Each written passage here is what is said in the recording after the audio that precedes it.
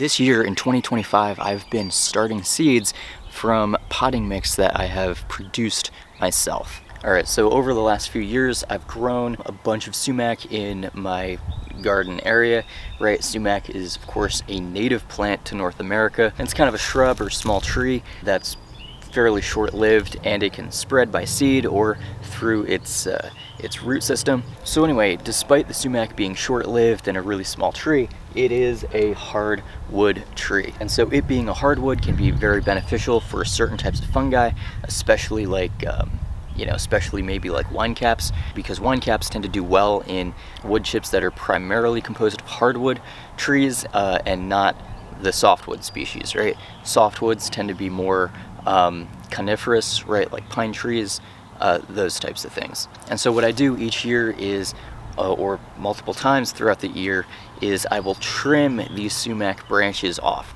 Most of it is going to be the ramial wood, right? So the ramial wood is the wood that was produced from that growing season, so it is the freshest, newest growth. And so I will go through and prune off some of this growth so that I can let in the amount of light that I want into the garden to kind of keep more of that dynamic balance of light and shade throughout the area. And so the ramial wood, because it is not so hard and lignified and it's younger, it will decompose at a lot quicker rate than would older growth wood. And so I will chip these branches in my EARTHWISE wood chipper, and I will then take those wood chips and I'll spread them on the ground underneath the sumac trees. And I'll try to make sure that I do a bunch of this at the beginning of the growing season, right?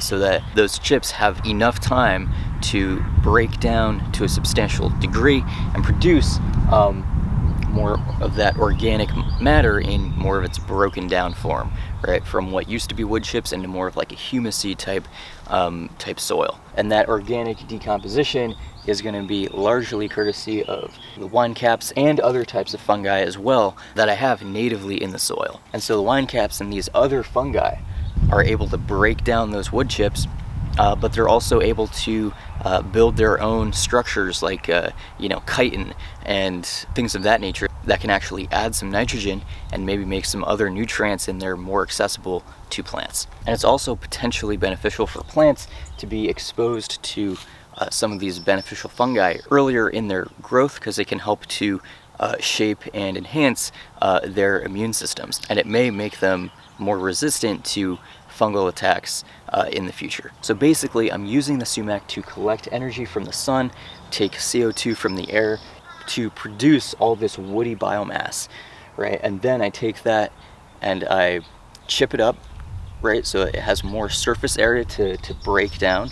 And then I use the microbes and the fungi to break that down into more of a soil-based carbon. Right? And so what I like about this system is that it's essentially free, aside from the potential cost of a wood chipper or something like that, which would be like a one-time cost. But I'm not running to the store or ordering all these bags of potting mix each and every year. And also my potting mix is very much alive. And so that can have pros and cons to it, but ultimately I believe it is a very large pro, because I'm planting these seeds in soil mix that is very alive, very vibrant, right? It's got a lot of the native microflora from my area already in there naturally. It's got some of these beneficial fungi that may residually be there from breaking down the wood chips, but then it may also have some pests as well, right? Like snails or maybe some certain pathogens. But that's one thing where I really want to kind of focus on soil health, right, and enhancing the ecosystem. If I'm taking care of the soil in that area and it's able to naturally break down these sumac wood chips and have its own balanced microclimate, and it's going to be building up its own organic matter. The sumac, where the wood chips are, that's a whole living roots in the soil all year round, right? So it helps keep the balance in that sense as well. And so this microclimate is like in its own dynamic balance. And as long as we keep it in that dynamic balance and we keep it healthy and functioning, we shouldn't have as many pests or pathogens being huge issues, because nature has all these different checks and balances. It's just like to talk about disease suppressive soil and other things like that in a similar way, as long as we keep the soil from drying out excessively or getting waterlogged or, you know, eroding away, and we're not dumping a bunch of, you know, toxic chemicals on it or anything like that, that soil is going to be healthier and higher functioning. So for my wood chip potting mix, is it a perfect system? Absolutely it's not, because that's not how nature works, right? I will still get herbivorous invertebrates such as snails, grubs, etc. Per my experience so far, have not occurred in overwhelming populations to a point that they're going to be a problem. When I'm watering my crops in the morning of, you know, potted seeds and whatever, I go through and I just keep an eye out. Like if I see any snails or if I see any you know, chew marks or anything like that, I can investigate those further. And fortunately for me, I haven't had to do that too often. Now, of course, context is everything. Everyone's ecosystem is going to be a little bit different from one another's, so it's always good and very important to keep an eye out for any potential signs of imbalance or pest damage or anything like that. Another point is that it's also more work to produce, and it can take time to establish this kind of system, right? I have to grow the sumac trees, I have to prune off that growth and chip it, and then it needs to sit for over a growing season and then through a winter until it's ready to be used. Of course, the chipper in and of itself, you probably have to purchase it unless if you already have one. Some of these electric chippers can range from you know, $150 to $300, right? Or more, depending on how much money you want to sink into it, or maybe less if you find a good deal on, you know, one that's secondhand. But aside from just producing these ramial chips for this potting mix, I find that the sumac in my garden is very beneficial in a variety of ways as well, not just that. So I have a small sumac grove on the north side of my garden, as well as I also have some sumac trees spaced out incrementally in the garden itself, right? And those I'll keep more heavily pruned than the ones in the grove so that I can control the amount of shade that they cast. And so one of the cool things about this system is that it offers a native and local lemonade, right? In the sumac bobs, or those berry clusters, I can cut those off and make like a sort of like cool tea, a lemonade type drink. And to me, it's very delicious, and I look forward to it each season. These trees also cast shade. The little grove area has, you know, a denser shade, and sometimes I've just set up a chair in there, and during the sunniest part of the day, I'll take a break from the gardening and I'll go sit in the shade of the sumac. And it's really nice to be able to take some time, sit back and observe, right, all the work that I've done in the garden, or just nature at work and all the birds singing and all those different things. The other benefit of the sumac is that they produce living roots right in the soil.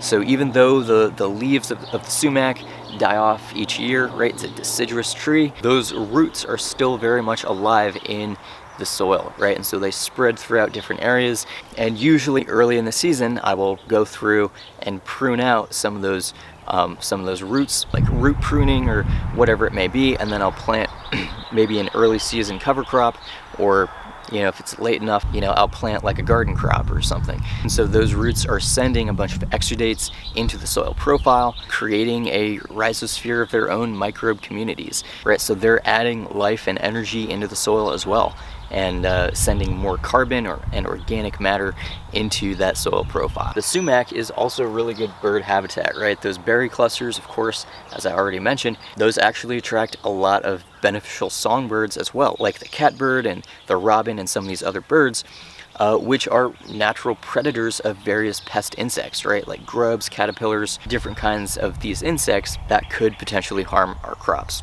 Also, especially in the grove area, when these sumac trees have leafed out and are growing, they can also give a sense of protection to some of these songbird species, right? From larger predator birds like, you know, different kinds of raptors like owls and hawks. I also find that some of these sumac trees, even the ones that I've pruned, birds like to build their nests in the spring, especially, you know, robins, and they can raise their young in these areas. Right, so I can have a healthy songbird population and natural pest control.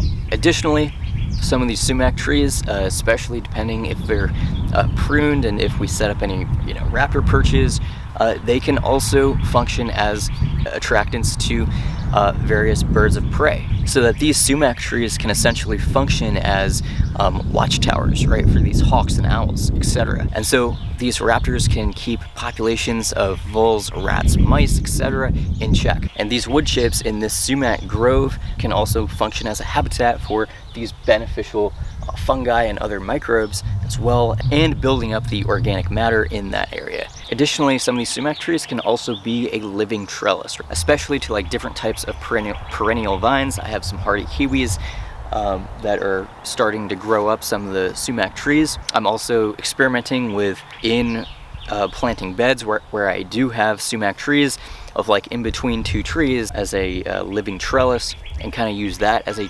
functional trellis for various annual crops like certain types of vining beans, or even for tomatoes. And then of course the mulch that these sumac trees produce, because they're fast growing and they propagate themselves pretty well and they're perennial, I'm able to get a pretty large quantity of wood chips each year. Thank you so much for checking out this video on the sumac mulch mix, or the sumac potting mix. I'm finding this is an excellent way for me to grow my own potting mix without having to buy any type of grow mix that's, you know, bagged in plastic or coming from halfway around the world or the country, whatever the case may be. And in the process of growing the sumac and the mulch that it produces, I'm able to enhance the ecology in this process. Is it a perfect system? No. I'll still get an occasional snail or caterpillar, but as of now, I've never had them be a substantial problem. And I tend to think that as long as I'm continuing to enhance and add health to the surrounding ecology, any of those pests that wind up in potting mix should continue to be at relatively low levels. And if I only lose a few or so plants to that each year, that's pretty good. To me, that homegrown potting mix is a microcosm of my garden, and if these plants and the plants that are able to survive in there with the the native microflora, or the insects, whatever, may be the best adapted to survive in some of those conditions anyway. And at least I'm not using a bunch of chemicals or purchasing mix that's coming from far away. So thank you so much for checking out this video. I look forward to seeing you in a future video. Take care.